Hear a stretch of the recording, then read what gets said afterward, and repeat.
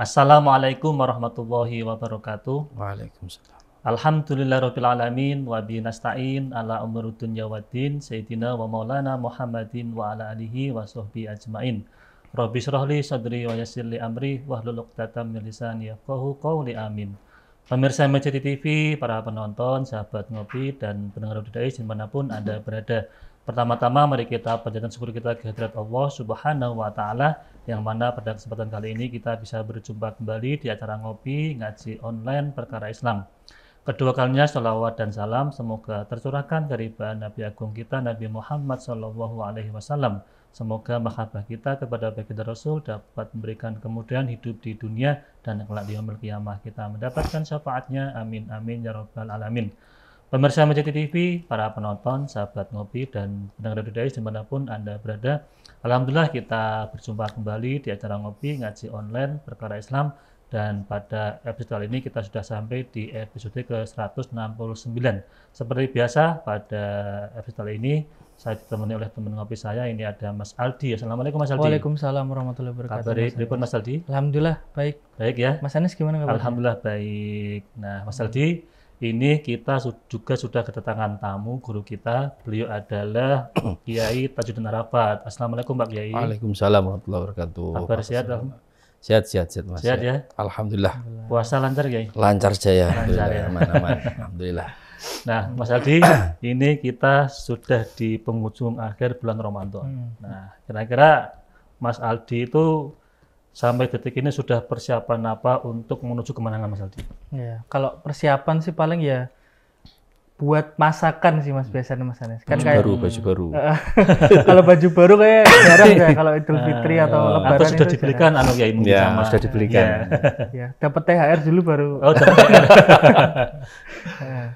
Kalau Mas Anis biasanya yang disiapin apa Mas Anis? Selain Kalau baju baru? saya itu menjelang Lebaran ya Mas Aldi ya. Ya. Itu biasanya tuh kalau di desa itu Pak Yai, itu kan biasanya ke makom ya. Ke Oh iya, makom, ziarah, leluhur, ya, ziarah ya. itu kan ya. Kemudian apa namanya berbagi ketupat ya ke Oh, tetangga oke. saudara itu kan kalau di kamu seperti itu. Yang buat kupat tapi. Nah, yang buat kupat atau lontong kalau di desa itu ada itu seperti itu. Nah, tapi begini Mas Aldi, di akhir Ramadan kan kita atau umat Muslim secara umum kan itu sedang mempersiapkan diri untuk menuju kemenangan. Nah, kira-kira itu kemenangan yang hakiki seperti apa? Apakah tadi yang bajunya baru, Iya. kemudian yang tadi apa Pokoknya namanya serba baru lah. Nah, serba baru itu Kadang atau- kan kalau sawal ada juga istri baru ya. karena gini, itu kalau paket Lebaran lengkap itu lah Kiai, itu kan apa ya? Di umat Islam itu kan ada dua hari raya itu ya. Ya, Yang ada satu itu hari raya Idul Fitri, kemudian Idul Adha. Nah, di hari raya Idul Fitri itu biasanya itu ada sangat apa ya euforia sekali Mas Aldi. Di pasar rame, di mall Iya. juga rame, tapi di masjid sepi. Nah, ini apakah salah satu dampak dari kita menuju kemenangan atau gimana? Monggo ya bisa disampaikan apakah ini termasuk hakikat dari kemenangan atau gimana? Ya, terima kasih Mas Anis, Mas Aldi. Gini, saya tidak tahu istilah hari raya itu menjadi atau Idul Fitri yang kita kenal ya. Menjadi hari kemenangan itu diksinya dari mana itu saya belum menemukan. Tapi memang nggak ada di Menang dari apa? Mungkin menang melawan hawa nafsu selama puasa. Nah, ini juga kalau dikatakan menang melawan hawa nafsu itu dalam artian apa? Menaklukkan ya mungkin. Tapi kemudian menang dalam artian mengalahkan nggak bisa. Nafsu nggak bisa dikalahkan. Paling Nafsu cuma itu satu hanya bulan bisa toh ditemani, ya, dijak dialog itu nafsu. Jadi gini prinsipnya gini, kita bersyukur. Mungkin itu pasnya. Hari kemenangan itu adalah ungkapan syukur. Oke. Kita mampu menjalani puasa lengkap. Ya, lengkap dalam artian lengkap itu ya tidak ada halangan yang berarti ketika proses menjalani. Tarawehnya jalan mulus, kalaupun gotang ya 2 kali 3 kali lah. Ya enggak apa-apa, itu juga amal sunnah. Nanti kalau sampai tanggal 1 sampai tanggal 3 akhir Ramadan full terus itu kayak kewajiban kan, nanti repot itu, nanti repot itu. Jadi intinya mungkin itu, kemenangan dalam artian ungkapan syukur. Berterima kasih kepada Tuhan itu kan bagian dari kemenangan. Ya, sama dengan ketika sholat kan juga hayya 'alal falah. Ya, ya. Kemenangan dalam artian bahwa mengungkapkan rasa syukur, terima kasih bahwa saya mampu menaklukkan diri ini untuk diajak puasa selama 1 bulan. Mungkin itu dari kemenangannya di sana. Maka mungkin ekspresinya ya takbir. Ya, ekspresinya kan kalau coba notasi ya, takbir kita itu kan semangat apa lesu tuh? Semangat. Semangat. Ya. Itu ekspresinya. Rasa syukur itu. Saya kira ke sana kalau mau dikatakan hari kemenangan. Meskipun ada enggak dan pernyataan diksi riwayat hadis atau apapun atau kalam ulama terkait dengan kemenangan dalam artian itu saya belum menemukannya. Ada Idul Fitri dalam artian malah kita punya tuntutan kewajiban itu kan malam ini kan kita punya tuntutan kewajiban. Idul Fitri bayar zakat fitrah. Ya, kemenangannya adalah kita menang, bisa bersyukur, mampu menjalani puasa selama 1 bulan penuh, dan kemudian menjemput Idul Fitri dengan berbagi kebahagiaan dengan yang lainnya. Sukacitanya itu. Nah, tapi istilah Idul Fitri itu apakah dulu itu juga ada ya? Waktu mungkin zaman Nabi atau ya itu. Yang ada itu cerita soal awal perayaan Idul Fitri. Awal perayaan. Kan gini, kapan kalau mau ditanya ya, kapan mulai Idul Fitri itu ada? Ya sejak mulainya kewajiban puasa Ramadan. Tahun kedua Hijriah. Semua sejarawan, Ibnu Jarir, yang punya kitab At-Tabari itu, Tafsir Tabari itu, semuanya sepakat mengatakan bahwa hari raya Idul Fitri itu ya dimulai sejak di mana kewajiban puasa Ramadan itu. Penutupnya memang Idul Fitri. Karena tapi ada cerita lain, ada versi yang lain bahwa enggak, isyarat bahwa Idul Fitri atau hari perayaan Idul Fitri dan Idul Adha itu sudah ada di awal-awal Rasul datang di Madinah. Itu ada cerita dari sahabat Anas bin Malik kalau nggak salah. Itu Rasul ketika datang pertama masuk ke Madinah itu melihat orang-orang Yahudi itu merayakan sesuatu, sedang merayakan sesuatu. Perayaan. Kemudian Rasul tanya kepada para sahabat dan beberapa orang-orang Madinah, ini perayaan apa? Ini adalah hari rayanya orang Yahudi. Ada 2 hari raya bagi orang Yahudi itu. Ada yang dalam penjelasannya itu ada yang mengatakan hari raya Nairus apa-apa, kemudian hari raya Mahrojan atau apa. Kalau kita tahu kata Mahrojan itu kan festival, ya sama rame, perayaan bagi mereka. Kemudian Rasul mengatakan, Abdalakumullah khairun minhuma. Allah akan memberikan ganti hari raya, 2 hari raya yang lebih baik daripada hari raya itu. Kemudian Rasul menyebut Yaum Idul Fitri wa Idul Adha. Yaumul Fitri wa Yaumul Adha. Pertama kali muncul itu. Artinya sebelum itu kan sudah ada perayaan. Ya, orang Yahudi. Ya, Madinah kan mukimnya orang Yahudi. Di Mekah kan nggak ada orang Yahudi. Nah, Rasul tahu, ada fenomena agama seperti ini di sini. Rasul itu sering seperti itu kan. Agama apa kemudian sama puasa Asyura itu diamalkan oleh Yahudi. Mau beda, kasih tasuannya. Itu Rasul seperti itu. Jadi sesuatu yang tradisi yang sudah ya biarin aja itu baik, kita tiru, kita maksimalkan untuk diri kita sendiri. Tradisi. Tapi Idul Fitri itu sendiri maknanya sebenarnya apa ya? Ya kalau dikaitkan dengan katanya ya kembali ke fitrah. Kembali ke fitrah. Fitrahnya apa? Fitrahnya adalah tunduk patuh pada Allah, pada ajaran agama. Buktinya apa? 1 bulan kita mau puasa. Itu penggemblengan istilahnya itu. Apa kalau diklatnya itu 1 bulan Ramadan. Nah, diklatnya itu Ramadan. Lah, apa itu pelantikannya? Bahwa kita dinyatakan sudah kembali ke fitrah lagi. Kenapa maknanya kembali? Karena kita itu pada dasarnya sukanya keluyuran dari fitrah kita. Kita kembali, mungkin kayak makna ilaihi roji'un. Iya, kesusunnya kembali. Semua kalau kita bicara soal Tuhan, kita itu kembali. Taubat itu artinya apa? Kembali. Arruju ilallah, kembali. Semuanya konsepnya kalau kita bicara soal Tuhan dalam konteks agama Islam, konteksnya adalah bukan kita pergi dari, tapi datang ke kembali kepada Allah. Berarti ini Ramadan adalah bagaimana kita bisa digembleng sebagai seorang hamba untuk menuju kepada Allah itu. Iya, untuk kembali lagi kepada Allah. Maka kemudian kembali ke fitrahnya. Apa fitrahnya? Ya sebagai hamba. Tidak lebih dari itu. Kalau ada yang mengatakan kembali ke 0 atau ya 0 0 itu kan tradisi kita kayak main bola aja. Ya kembali ke 0 itu nanti titik pertama kita lagi. 0 kilometer kita itu kan Allah ya. Kenapa? Lah karena dengan roh kita kan pertama bertemu Allah loh kita itu. Dalam persaksian di Al-Qur'an itu qalu bala syahidna itu. Alastu birabbikum qalu bala syahid. Itu kan titik 0 kilometer kita dalam perjalanan hidup di dunia ini. Maka kita harus sekali-kali harus menengok kembali ke belakang. Untuk menata setahun setelah Ramadan, untuk menuju Ramadan yang akan datang. Maka konteksnya adalah Ramadan itu tidak usah ditangisi. Kan Kayak Sering awake gitu. dhewe itu kan gua, aduh, status WA IG kan gitu. Bakal Ramadan rindu akan nih, pergi, Ramadan. bakal rindu. Gak bisa ditangisi Ramadan. Ramadan pasti akan datang. Nah, Maka- kalau ada ulama yang mungkin dulu itu kalau katanya ada yang menangis ketika Ramadan pergi itu. Salah. Gak itu ekspresinya cuma orang bacanya salah. Oh. Imam Haddad, Ya. Habib Abdullah bin Awil Haddad, Imam Abdullah bin Haddad itu berpesan kepada kita, la taskubud dumu'at birahili Ramadan. Janganlah kau curahkan tangisanmu untuk kepergian Ramadan. Lianna Ramadan saya'ud. Ramadan pasti akan datang. Khasyatan ayyakuna ya'ud wa anta rahil. Jadi intinya gini, jangan kau tangisi Ramadan, jangan kau tangisi kepergian Ramadan. Karena Ramadan pasti akan datang. Yang perlu kau khawatirkan, yang perlu kau tangisi, itu adalah ketika dia datang, kita sudah pergi. Oke.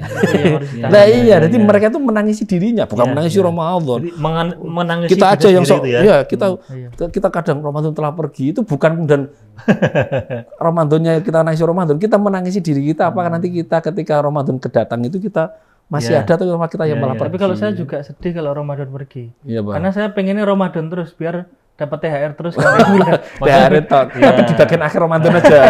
Biar bisa diet terus maksudnya. Itu orang salah paham. Imam Haddad sudah penging ya, sudah menasih kita.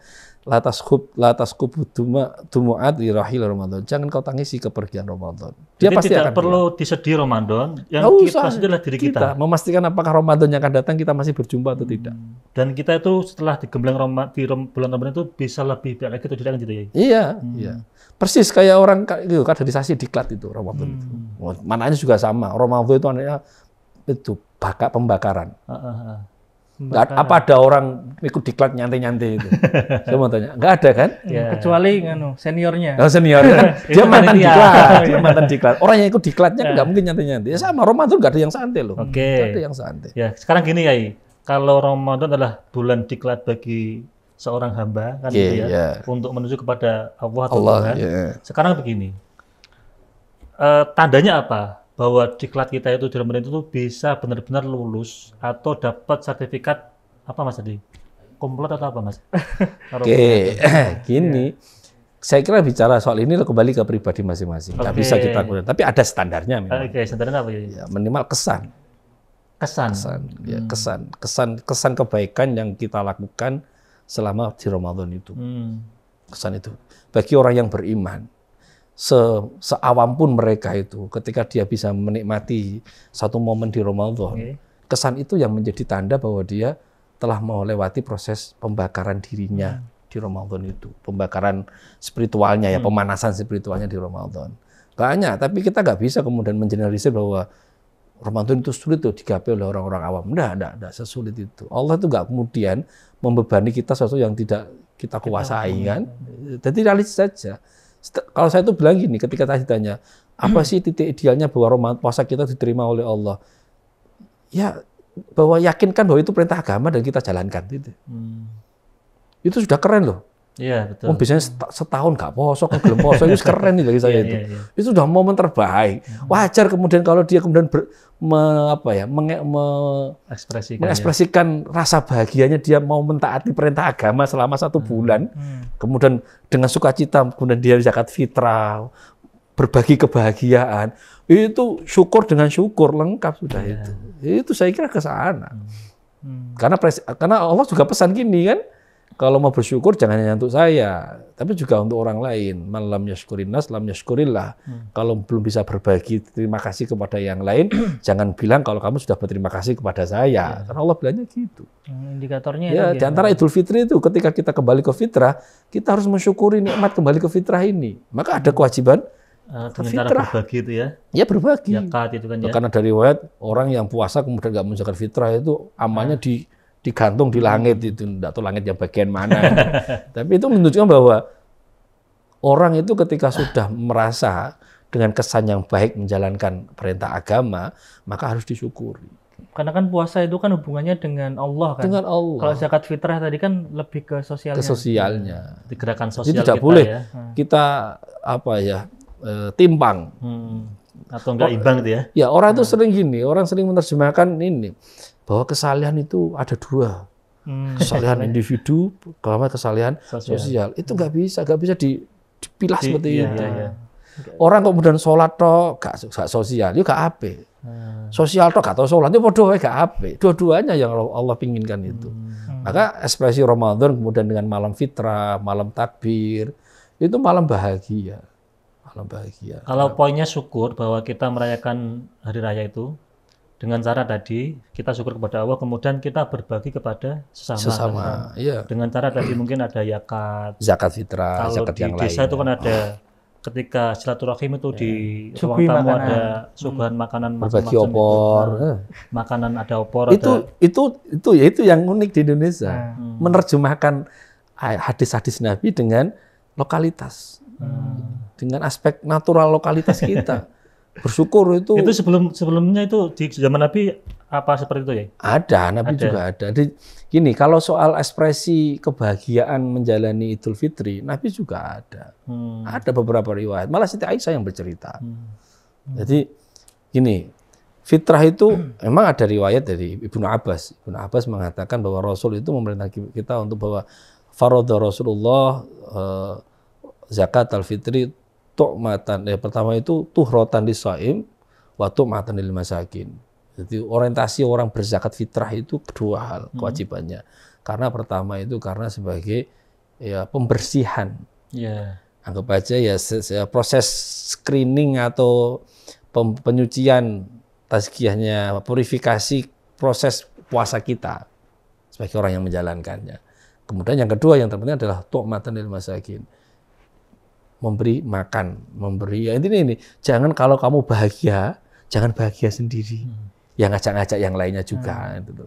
Allah nggak mau orang bahagia sendiri itu nggak boleh. Bahagia juga harus ngajak-ngajak yang lainnya. Itu problem. Nah, faktanya itu dilakukan oleh para sahabat. Paginya mereka ya rame-rame.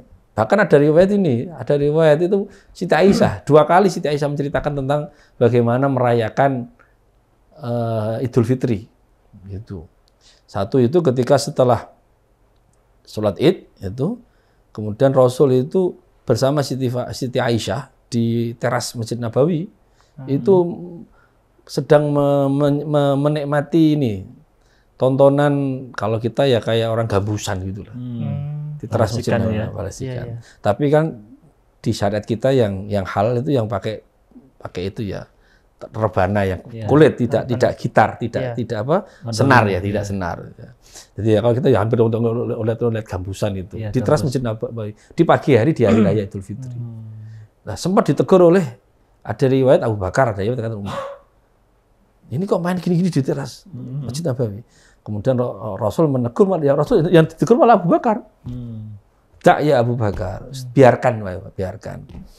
Likul liqaumin idun wa hadza iduna wa yaumuna hadza iduna. Itu setiap orang itu punya hari rayanya dan kita sedang hari raya. Udah wis slow lah, nyantai saja nyantai. Itu ada perayaan di pagi hari di hari raya Idul Fitri. Rame. Idul Fitri itu Madinah rame. Nyantai gitu ya. Dan kontennya di Madinah ya. Di Mekah belum ada. Puasa kan di Madinah. Puasa itu tahun kedua Hijriah. Maka fenomena perayaan Idul Fitri ada di Madinah. Pertama kali itu. Pertama kali di Madinah. Kalau di konteks Indonesia Kiai, kan tidak hanya tadi perayaan hanya sebatas kita kalau di desa itu ujung-ujung atau silaturahim. Tapi juga ekspresinya macam-macam tadi. Itu kalau yang negatif mungkin ada petasan. Itu kan ekspresi hari raya. Itu negatif berarti. Kan kalau membahayakan negatif berarti ya. Ketika membahayakan. Kalau berarti ya itu termasuk positif itu. Nah, gini lah itu kan tradisi ya, tradisi. Saya kira kemudian saya juga yakin lah. Dulu ketika ada petasan niatnya juga nggak sampai ke sana. Awal mula petasan itu ya. Ya niatnya kan petasan itu kan hanya untuk memeriahkan. Iya, tidak punya niat kemudian akhirnya rusak rumah, mencelakai orang kan nggak ada tuh. Sampai kenapa kemudian akhirnya sekarang lebih cenderung ke sana, ya karena aspek kita itu biasa manusiawi, over. Over. Kalau udah over itu dimanapun memang nggak boleh.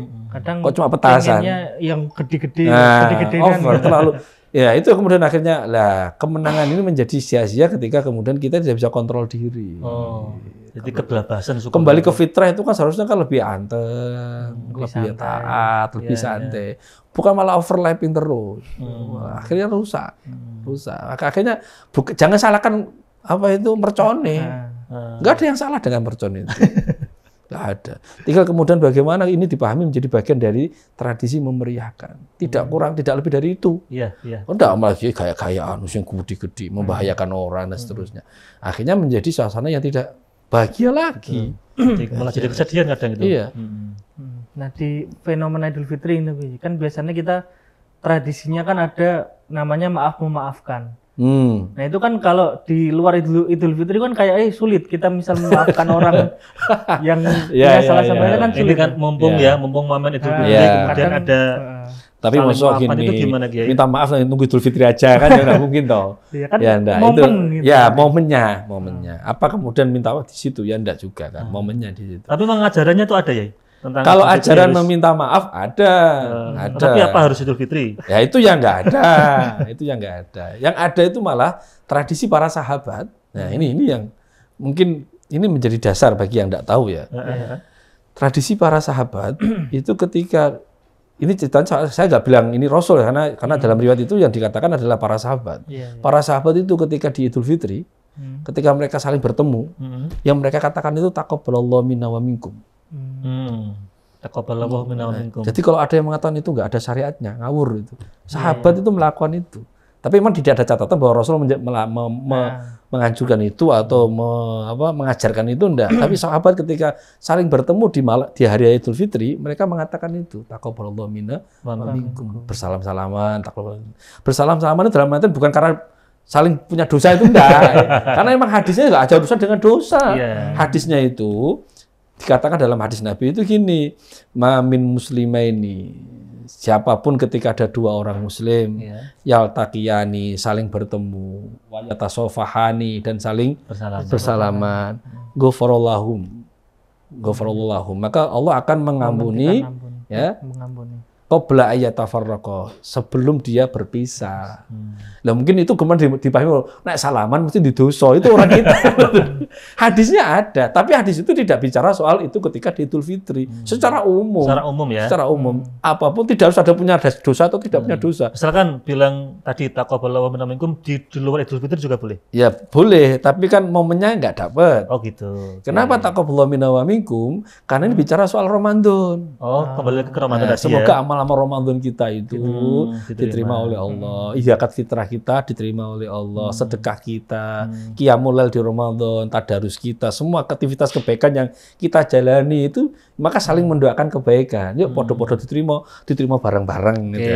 Itu yang dimaksudkan. Ya. Kalau kata gini lagi ada kan ada juga minal aidin wal faizin. Ya ada, ya Itu minal aidin gimana wal itu? faizin. Ya bagus. Kita kembali ke Aidin kembali ke fitrah. Faizin menjadi orang yang beruntung. Itu doa. Doa gitu. Doa. Gak usah diminta tarkibnya kayak apa. Itu sudah ada kok. Jujuk minal aidin wal faizin. Alah itu orang terlalu kaku lah. Terlalu kaku. Udah. Kan seringnya Orang itu, tahu mohon niat maaf. ngomong gitu niatnya pasti baik kok. Ya kan ada enggak orang Tapi munafik kadang juga ada yang macam-macam. kayak gitu tapi nggak tahu artinya ya. Tapi kan dia tahu tujuannya untuk Iya. apa. Tujuan Yang itu penting menjadi tahu penandanya. Orang nggak harus tahu artinya, tapi tahu penandanya bahwa ngomong minal aidin wal faizin itu penandanya adalah bicara soal saling mendoakan kebaikan. Udah itu aja. Emang yang ngomong taqabbalallahu minna wa minkum tahu artinya? Belum Kadang tentu juga juga. tahu. Kadang tinggal kopas ganti nama gitu. Ada kebalik-balik. Ya, itu. Nah, berlaku orang kita itu uniknya itu. Biarin aja. Terus, yang penting mereka itu bahagia dengan datangnya Idul Fitri. Itu bagi kita itu syiar sendiri. Termasuk syiar gitu. Syiar Islam itu. Jangan dikata itu enggak syiar Islam. Itu syiar Islam. Allah dan Rasul suka itu. Dengan segala kapasitas kualitasnya orang itu. Ya kan? Coba bayangkan kalau kemudian kita terlalu keras. Enggak udah ada itu, enggak ada silaturahim. Berbutuh sepi. Kita akhirnya menghalangi syiar Islam juga. Ya udah senatural gini aja. Apa yang ngomong Sugeng Riyadi ya monggo. Apa yang ngomong minal aidin wal faizin ya monggo. Bahkan ngomong yo kosong-kosong ya cak, ya wis ora apa-apa. Niatnya juga soal kebaikan. Hanya soal memang enggak ada kata pakemnya itu kan enggak ada. Ya kalau ada yang kata pakem yang tadi mau taqabbalallahu minna wa minkum itu. Itu yang ada tadi Ya, sahabat yang tadi memang ya. ditradisikan di sahabat pada masa itu. Jadi nggak usah kalau ketemu orang, bagaimana hukumnya mengatakan minal aidin wal faizin, Sugeng Riyadi itu. Hukumnya boleh. Bahkan bisa menjadi sunnah. Karena itu ada kalau itu ada niat mendoakan kebaikan kepada orang lain. Karena ada hadisnya. Kalau ada hadisnya. Ini yang mungkin bagi kita sulit. Itu hadisnya itu la tahqiranna minal ma'rufi syai'an walau antal akhaka biwajhin taliqin. Jangan kau remehkan segala sesuatu meskipun itu terlihat remeh. Seperti ketika bertemu dengan saudaramu di jalan, bertemu dengan kamu memberikan wajah yang cerah, wajah ceria, wajah sumeh. Itu di Idul Fitri sangat kita anjurkan. Di wajah berseri itu wajah berseri itu bagi mereka kita itu sudah kebaikan. Apalagi kemudian iso salaman, iso maaf-maafan. Hanya sekedar ketemu salam, mbek sumeh tok, ketemu di jalan itu loh. Nah, senyum sapa tok. Itu sudah pahala loh. Tanpa kita berniat untuk membuat pahala di sana. Sudah jadi pahala. Walaupun itu tadi dibuat-buat ya. Ya, enggak apa-apa. Enggak apa-apa. Tapi kan pahala juga. Iya. Loh, sulit loh, Mas. Iya, betul. Sulit loh berwajah ceria di hadapan orang yang kita nggak suka itu nggak mudah loh. Nggak mudah tuh. Apalagi sama mantannya ya itu sulit sekali. Malah belok kiri, Mas. Iya. Oh, di depan dia belok kiri. Itu nggak ketemu. Jadi Idul Fitri itu hari sukacita. Dan harus dirayakan ya. Harus dirayakan. Nggak boleh bersengut, nggak boleh sedih gitu ya. Karena Rasul mengatakan tadi, saya kasih, Allah akan mengganti hari yang terbaik daripada hari orang Yahudi. Ya dinikmati hari namanya hari raya, masuk sedih. Oke. Ya sekarang gini. Kan tadi hari raya disyukuri, dinikmati, kita harus berbahagia menikmatinya kan gitu. Nah sekarang tata cara atau bagaimana kita bisa berbahagia untuk menikmati raya? Apakah tadi dengan cara ketika ketemu orang harus senyum, berseri, kemudian apa? Kan itu di Islam juga ada kayak takjil, terus ada zakat fitrah, ada sholat Id, dan macam-macam. Tapi sebelum jawab kita akan cerita iklan yang mulai. Oke.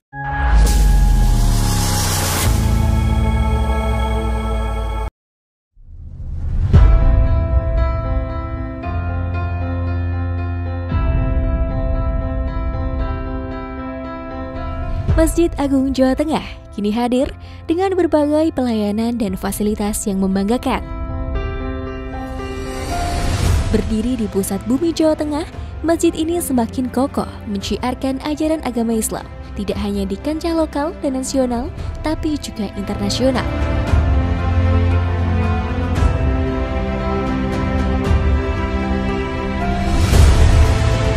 Mengikuti perkembangan dan kebutuhan masyarakat, Masjid Agung Jawa Tengah mempersembahkan sebuah lokasi yang mengantarkan, lokasi yang membekali untuk ibadah yang suci, manasik haji dan umroh Masjid Agung Jawa Tengah.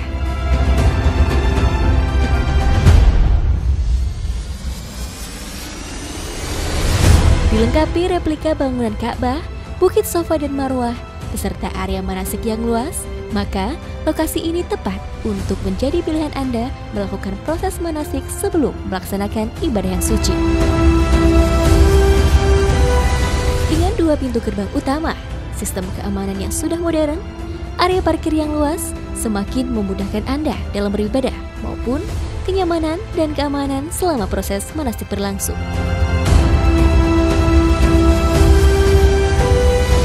Hal penting lainnya adalah kemudahan akses untuk penginapan Hotel Geraha Agung, akses oleh-oleh Semarangan dan Jawa Tengah, tempat beribadah yang nyaman, juga akses wisata kota Semarang untuk sekedar memanjakan mata, menikmati hamparan kota dari atas menara.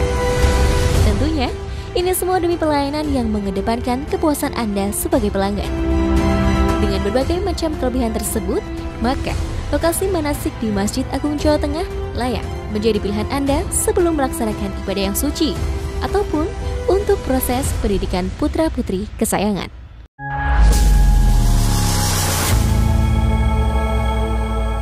Pemirsa MCT TV, para penonton, sahabat ngopi dan pendengar dari dimanapun Anda berada, kembali lagi bersama kami di acara ngopi ngaji online perkara Islam.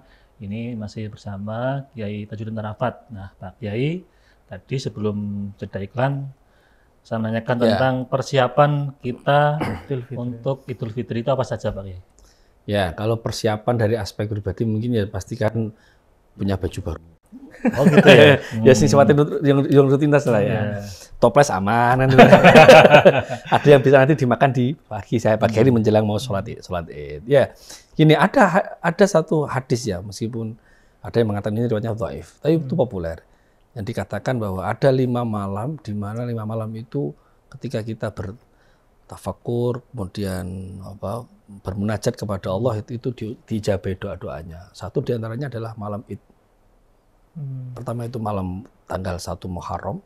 Malam 1 Syuro. Nah, kemudian malam 1 Rajab dan malam Nisfu Sya'ban.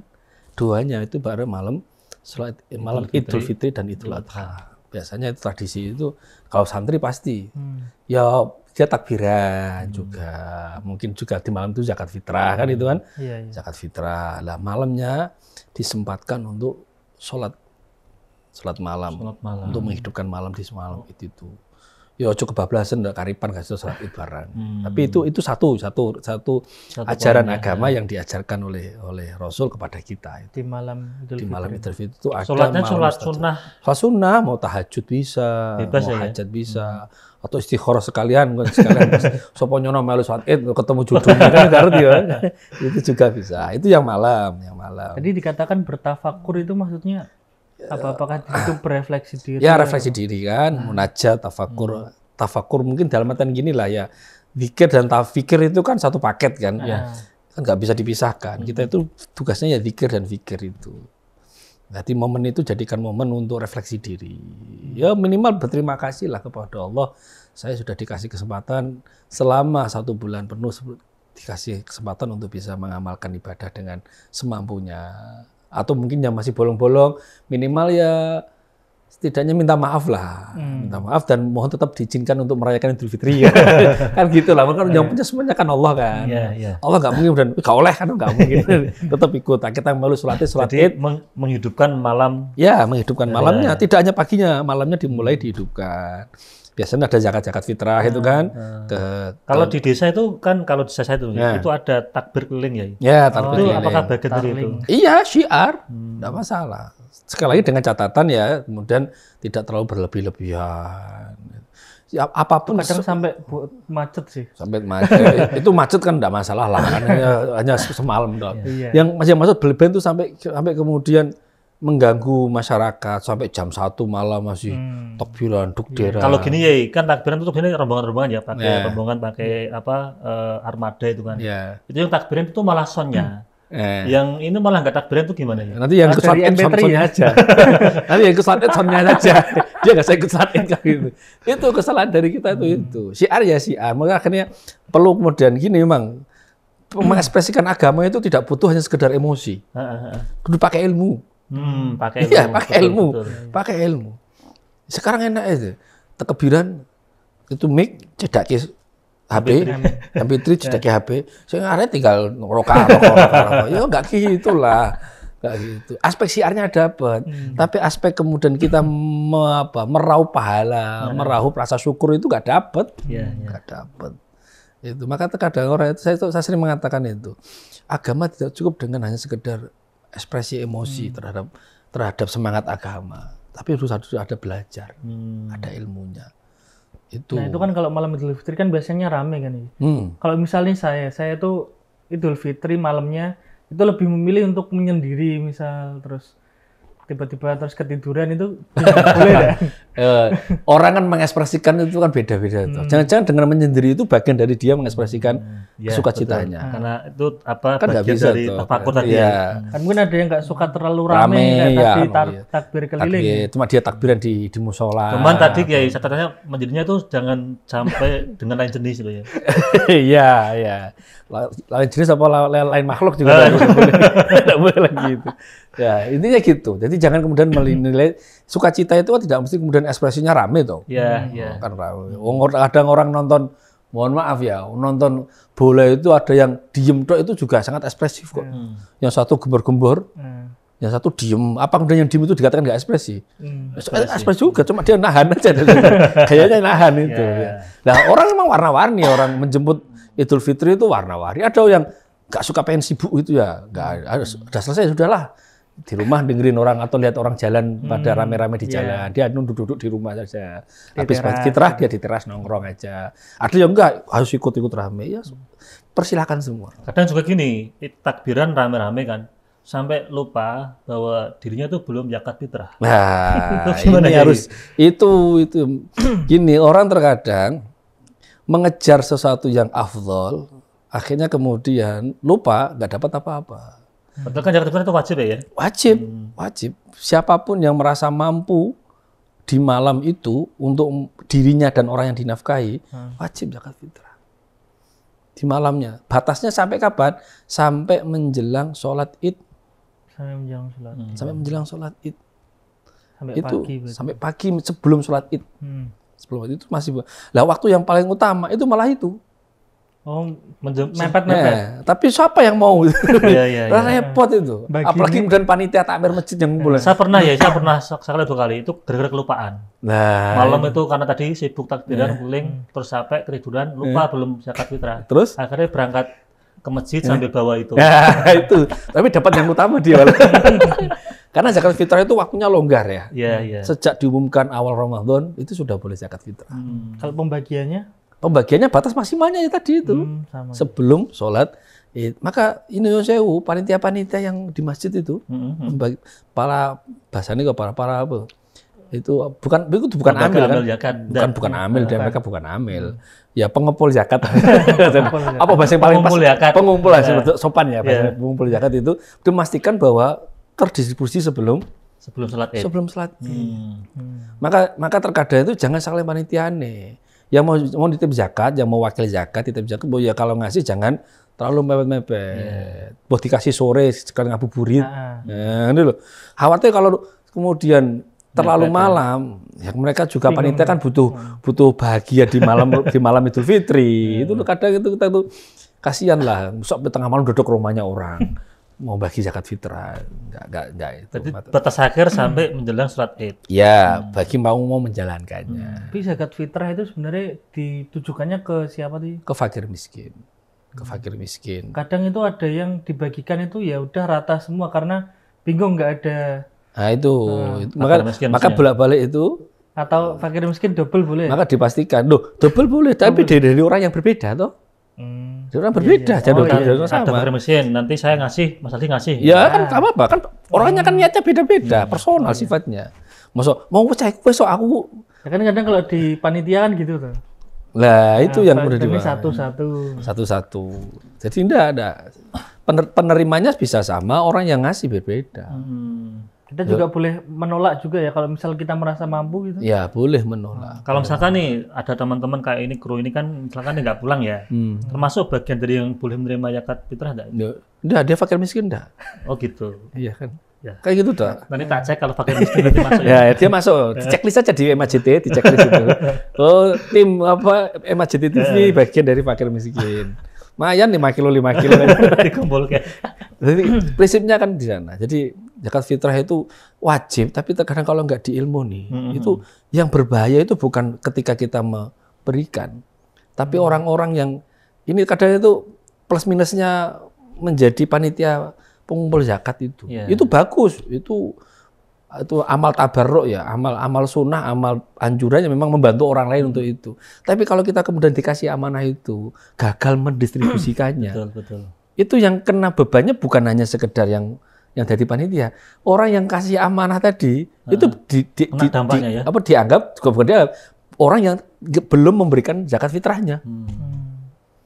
Maka kalau kemudian kok kelihatan ngerepotin, ya udahlah kasih sendiri aja lah, datang ke kalau tradisi di keluarga saya itu ya, itu kan memang tidak melalui tadi panitia, tapi langsung. Iya, bagusnya gitu, biar nggak terlalu ngerepotin lah, kasihan. Terlalu kesana semua nanti mereka, meskipun panitia juga punya niat baik kan, agar distribusinya merata, fakir miskin di satu wilayah itu dapat semua. Tapi kemudian kalau dibrokin panitia kemudian nggak siap, malah yang kita yang masih punya tanggungan, zakat fitrah kita belum didistribusikan, kita dianggap belum membayar zakat fitrah. Masih gantung di langit. Masih gantung di langit tadi amalnya.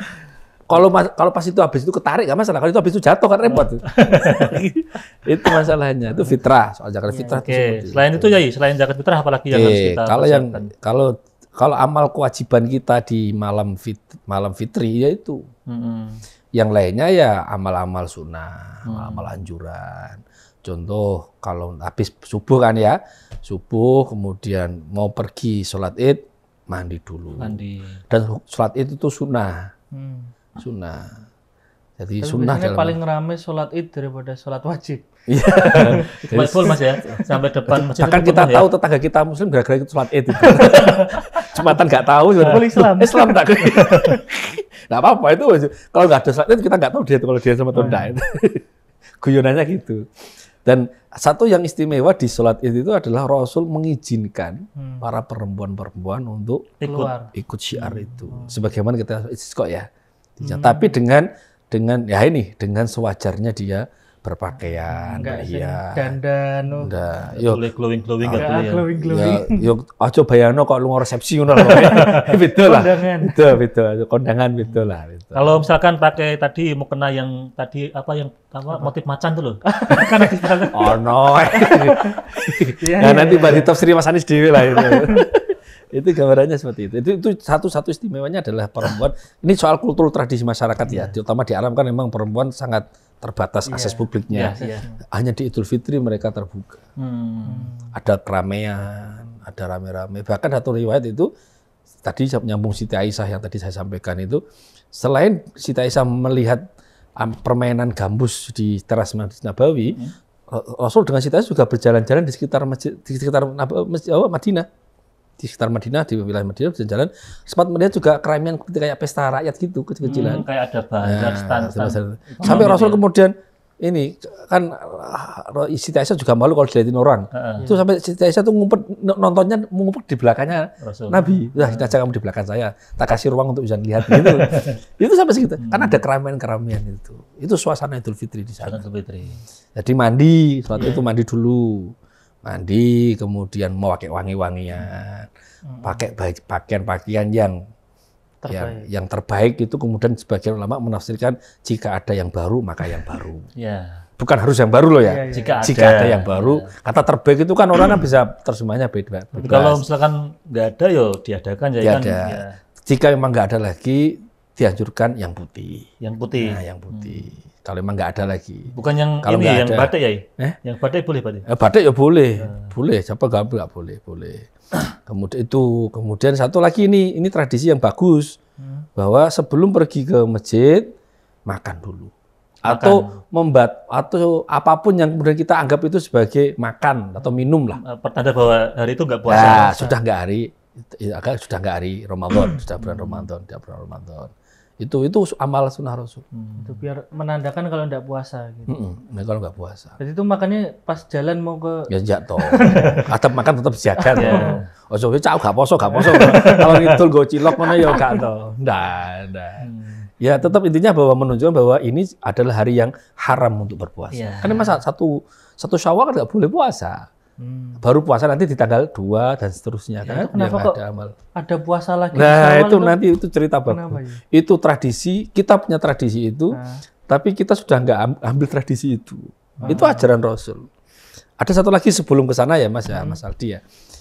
Rasul itu kalau dalam riwayat Jabir bin Abdullah kalau nggak salah itu, Rasul ketika habis sholat Id itu, pulangnya itu di jalur yang berbeda. Oh, lewatnya ke jalur A, nanti pulang jalur B. Iya, itu Rasul. Jadi jangan tafsiri. Saya juga sama Pak. Saya berangkat dari sisi kanan, pulang dari sisi kiri. Ya kalau itu terjemahmu ya terserah lah. Itu pokoknya Rasul diceritakan oleh sahabat Jabir itu, Rasul ketika setelah pulang dari sholat itu memperbanyak jejak kebaikan.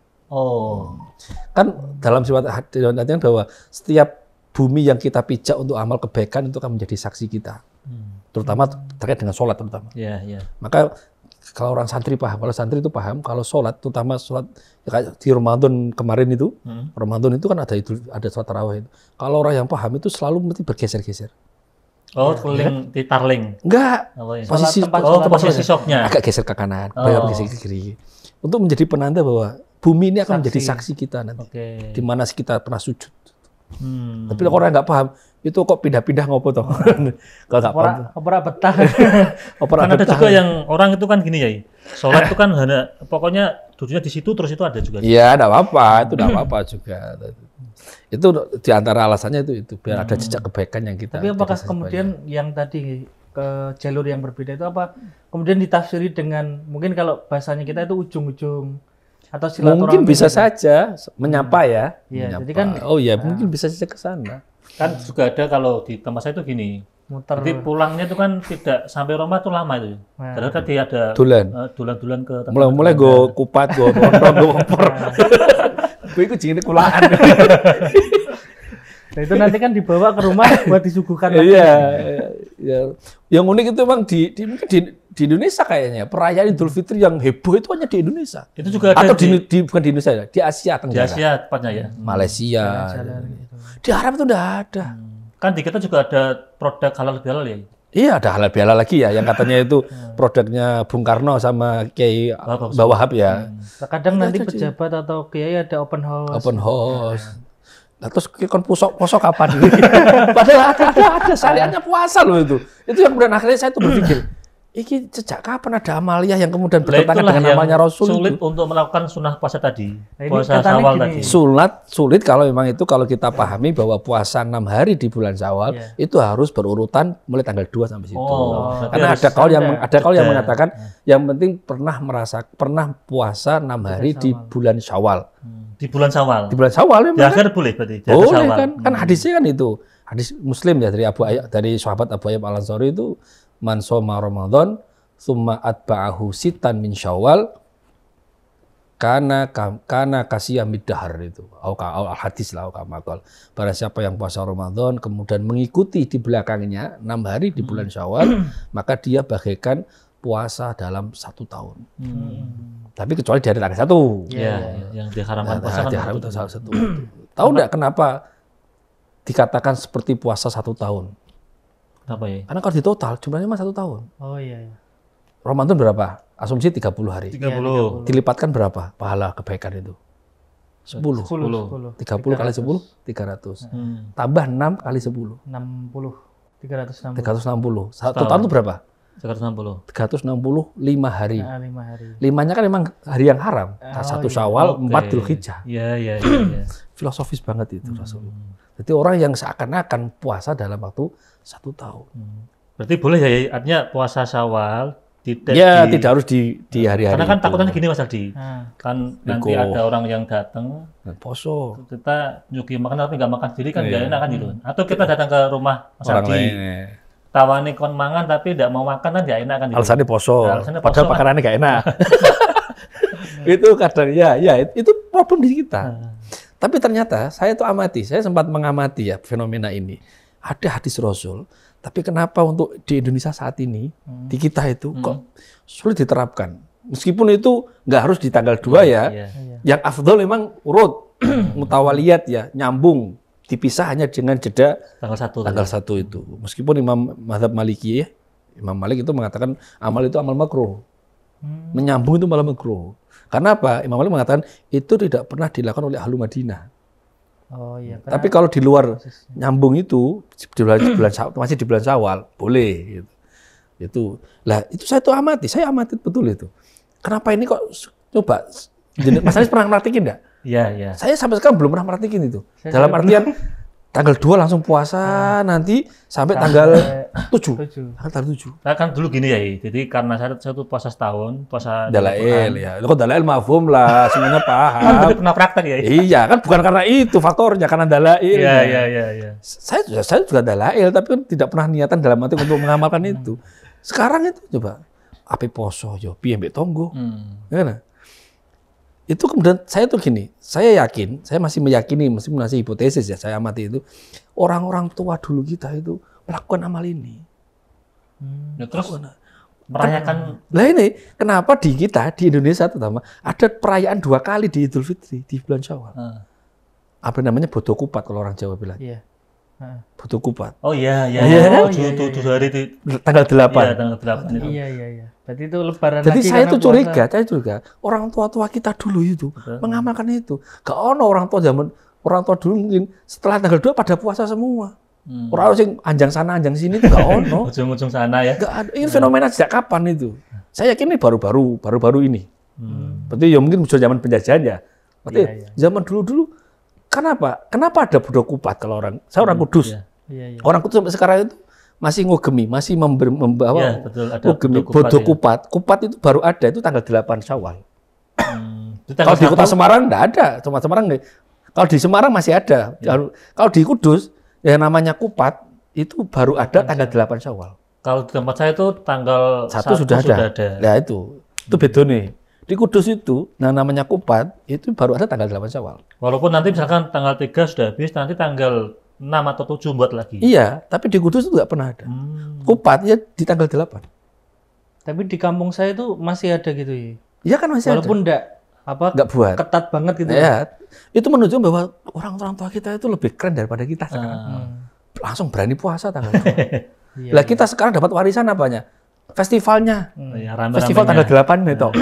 Bodone tapi gak tau melu posone. Poso 6 hari itu. Jadi ini ya Allah. Jadi kita itu kalau dikatakan lebih keren dari orang-orang sepuh dulu kalah jauh. Jadi mereka sudah puasa. Puasa tanggal 2, 3, 4, 5, 6, 7 bodonehnya, bodo kupat. Bodo kupat. Itu tradisi yang menunjukkan bahwa orang-orang tua kita itu lebih keren. Ya. Lebih keren. Kita kalah mental dengan mereka. Besok bisa dicoba Mas Ani. Iya. Berarti Nggak usah kemana-mana. Iya, nggak usah kemana-mana.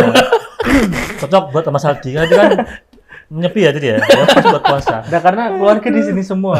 Itu sih ya Allah. Itu bedanya. Tapi apakah kemudian yang merayakan Idul Fitri dengan anjang sana, makan-makan, itu salah? Ya enggak. Ada sunnah lain yang mereka amalkan. Kan gitu meninggalkan toh. sunnah tapi meninggalkan sunnah yang lain. Iya, kan semuanya sunnah kan. Ya. Bukan berarti kemudian jangan punya asumsi orang yang kemudian tanggal 2, 3, 4, 5, 6, 7 itu gak mengamalkan puasa Syawal. Enggak, mungkin dia mengamalkan tapi di luar waktu-waktu itu. Kan kadang begini Gai, misalkan nanti Mas Aldi, misalkan nanti hari raya tanggal 2 ke keluarga calon mertua. Iya. Ke hari keempat ke keluarga mana kan itu kan dijadwal juga itu. Berarti kan kalau misalkan pengen menjalankan puasa Syawal kan nanti ya beresiko kan. Iya, daripada kemudian gak gawe enake. Iya. Nah, karena ada hadis yang lain yang kita diminta untuk memberikan rasa bahagia kepada siapapun. Iya. Kan ahabul a'mal ilallahi sururun tudkhiluhu ala qalbil mu'min. Bahwa amal yang paling dicintai oleh Allah itu adalah salah satunya adalah memberikan rasa bahagia di dalam hati seorang mukmin. Coba bayangan, jenengan badan, ya, disuguhi, diaturi daharan, langsung, ngapunten kula poso. Ya kalau yang punya rumah memahami itu, oh jadi santri posot dalail, mungkin nggak ada masalah. Tapi kan sekayae, ngono kan repot jadi itu. Biasanya Ramadan atau poso di poso. Oke. Tapi katanya ada trik gini ya. Gimana? Kita misal udah niat tanggal 2 berarti ya, yang puasa gitu. Niatnya awalnya puasa, tapi terus ketika kemana, bertamu, terus disuguhi ya, ini juga sunahnya. Ya bisa saja, bisa itu. Tapi kan nggak jadi puasa kan? Katanya tetap dapat pahalanya. Ya kalau pahala puasa dapat. niatnya. Tapi kan kemudian dikatakan sebagai puasa kan enggak. Tapi dapat. Ya itu di antara ajaran baik juga. Jadi ginilah, gak usah terlalu apa ya? Saklek lah untuk amal sunnah itu. Oke, monggo malam hari kedua kita niat sahur ya. Puasa niat sahur. Kemudian udah puasa. Apa kemudian diajak orang tua untuk berkunjung ke saudara, ke kiai, diaturi makan. Terus makan udah, saja. Itu kan rezeki kan ya. Iya. Gak usah dibuat. Atau mungkin bisa disesati dengan puasa sunnah lain dengan puasa Senin Kamis. Iya, di luar tanggal-tanggal itu. Ya. Apalagi Senin yang perempuan Kamis. kan punya hutang puasa. Niati kondok sekalian. Itu bisa. Tapi kalau udah niati kondok, amal sunnahnya kan hilang. Kalau karena pembandingnya nggak seimbang kan. Amal wajib itu nggak bisa dibandingkan dengan sunnah. Tapi kalau sunnah dengan sunnah bisa dirapel kan. Puasa Senin sekaligus puasa Syawal kan bisa. Pas itu juga di tanggal tengah bulan puasa Ayamul Bait juga masuk kan bisa.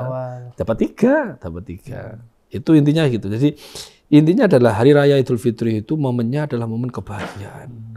Jangan sampai kemudian yang kemudian kita nanti nyobalah nanti besok dilihat itu kita bahagia atau enggak itu. Iya.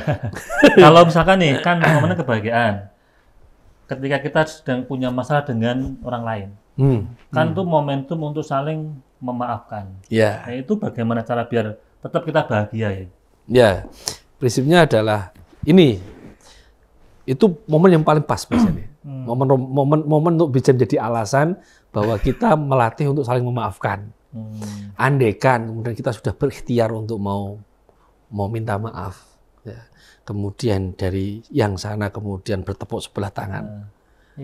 Tapi apapun niat kita sudah dihargai oleh Allah. Soal sana belum memberikan maaf, kita sudah punya kewajiban untuk minta maaf. Itu prinsipnya. Karena gini, tidak semua orang yang kemudian kita punya salah dengan mereka, mereka itu mampu untuk memberi maaf. Karena konteksnya kan gini, memberi maaf itu tidak keharusan, tapi meminta maaf itu keharusan.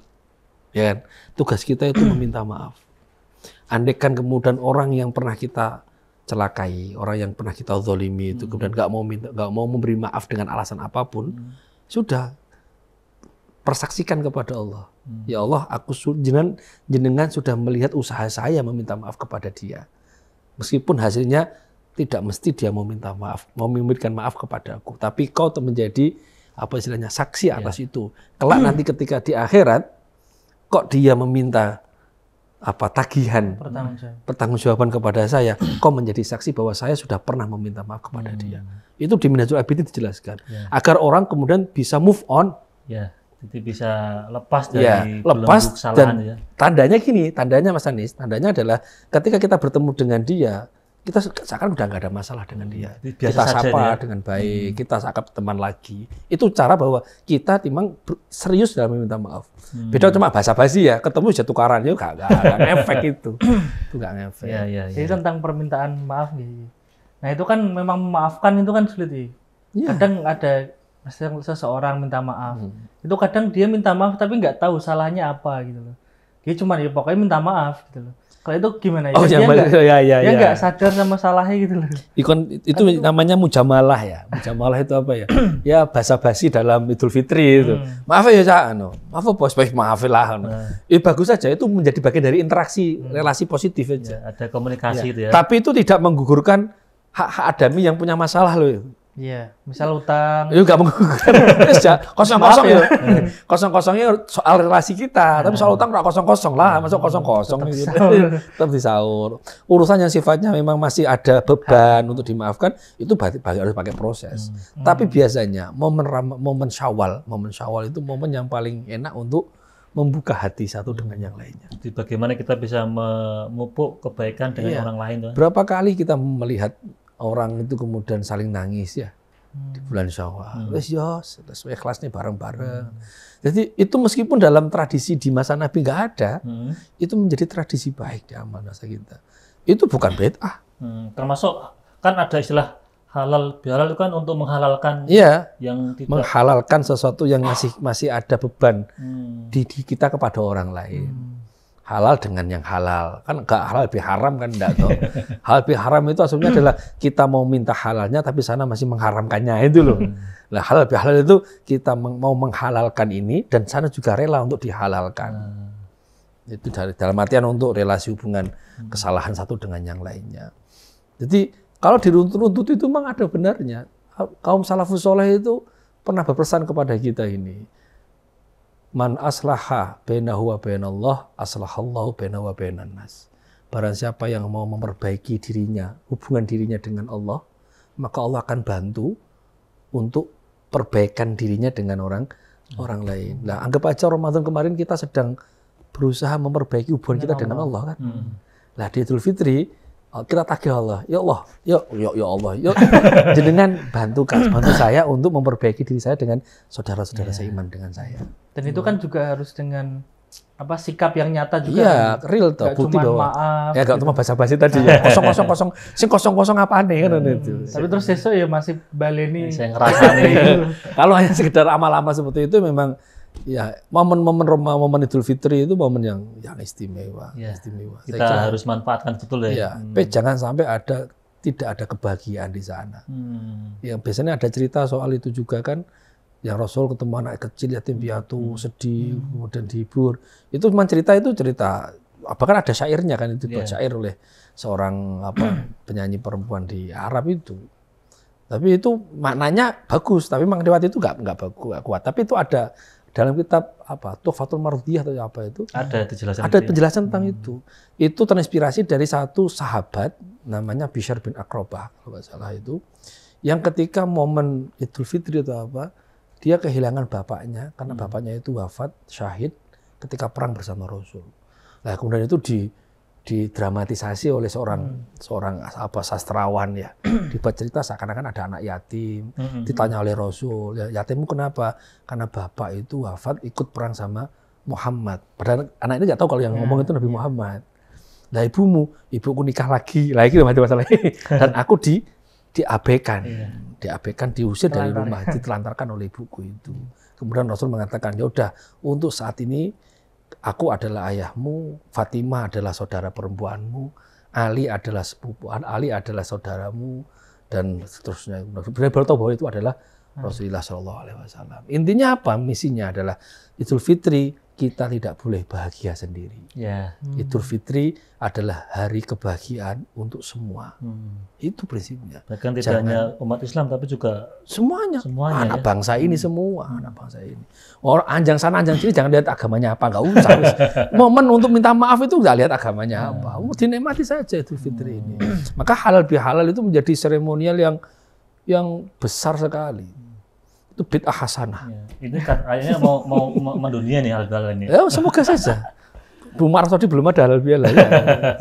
Oke ya, ini waktu sudah habis. Mungkin ada intisari dari makna Idul Fitri buat pemirsa. Monggo. Ya, terima kasih. Idul Fitri bagi kita itu adalah ungkapan syukur kepada Allah dengan cara berterima kasih kepada sesama anak bangsa, sesama Muslim.